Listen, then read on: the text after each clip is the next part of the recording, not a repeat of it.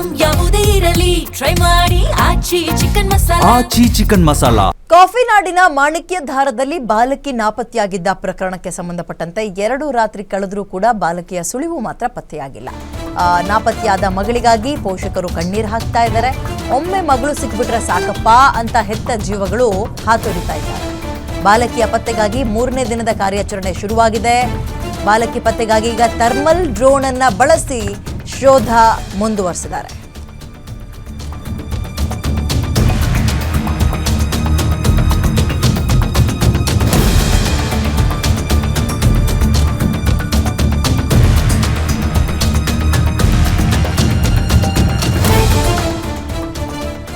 ಕೇರಳ ಪೊಲೀಸರ ತಂಡ ಕೂಡ ಈಗ ಚಿಕ್ಕಮಗಳೂರಿಗೆ ಆಗಮಿಸಿದೆ. ಇನ್ಸ್ಪೆಕ್ಟರ್ ಸೇರಿದಂತೆ 3 ಕೇರಳ ಪೊಲೀಸರು ಭೇಟಿ ಕೊಟ್ಟಿದ್ದು ಚಿಕ್ಕಮಗಳೂರು ಗ್ರಾಮಾಂತರ ಠಾಣೆಯಲ್ಲಿ ಮಾಹಿತಿಯನ್ನ ಕೇರಳದ ಪೊಲೀಸರು ಪಡಿತಾ ಇದ್ದಾರೆ.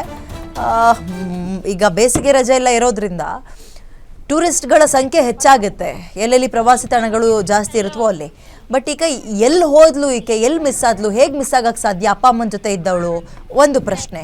ಎರಡನೇದು, ಇದಕ್ಕೆ ಸ್ವಲ್ಪ ಅನುಮಾನದ ಟಚ್ ಕೂಡ ಸಿಗ್ತದೆ. ಬಿಕಾಸ್ ಈ ಕೊಡಗಲ್ಲಿ ಅರಣ್ಯದಲ್ಲಿ ಅಥವಾ ಕಾಡಿನಲ್ಲಿ ಶರಣ್ಯ ಅನ್ನುವಂತಹ ಹುಡುಗಿ 4 ದಿನ ಸಿಗಲ್ಲ, ಅರ್ಧ ಲೀಟರ್ ಬಾಟಲ್ನಲ್ಲಿ ಜೀವನ ಸಾಗಿಸ್ಕೊಂಡು ಆಮೇಲೆ ಸಿಗ್ತಾಳೆ, ಹೆಂಗೆ ಸಾಧ್ಯ? ಈಗ ಅವಳ ಮೇಲೆ ಅನುಮಾನಗಳು ಮೂಡ್ತಾ ಇದೆ. ಆ್ಯಂಡ್ ಅದು ಕೇರಳದ ಸ್ಟೋರಿ.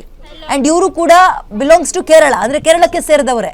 ಹಾಗಾಗಿ ಇದನ್ನ 2 ರೀತಿಯಲ್ಲಿ ಪೊಲೀಸರು ತನಿಖೆಯನ್ನ ಮಾಡ್ತಾ ಇದ್ದಾರೆ. ಡೆಫಿನೆಟ್ಲಿ ಎಲ್ಲವನ್ನು ಅನುಮಾನದಿಂದಲೇ ನೋಡೋಕ್ಕಾಗಲ್ಲ. ಆ್ಯಂಡ್ ಹೆತ್ತ ಮಗಳನ್ನ ಕಳ್ಕೊಂಡು ತಂದೆ ತಾಯಿ ಏನು ಕಡಿಮೆ ಕಂಗಾಲಾಗಿರ್ತಾರಾ?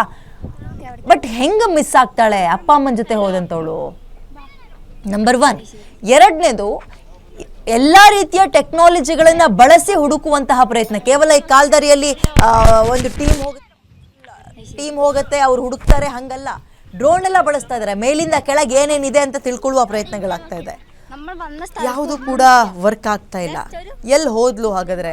ಊಟ ಇಲ್ಲ, ಕಿರ್ಚಕ್ಕಾಗಲ್ಲ. ಈಗ ಇವ್ರೇನಾದ್ರು ಮಾತಾಡಿದ್ದು ಕೇಳಿಸಿದ್ರೆ ನಾನು ಇಲ್ಲಿದ್ದೀನಿ ಅಂತ ಹೇಳಕ್ ಕಿರ್ಚಕ್ಕಾಗಲ್ಲ. ಪೂರ್ತಿ ಅಸ್ವಸ್ಥರಾಗಿರ್ತಾರೆ.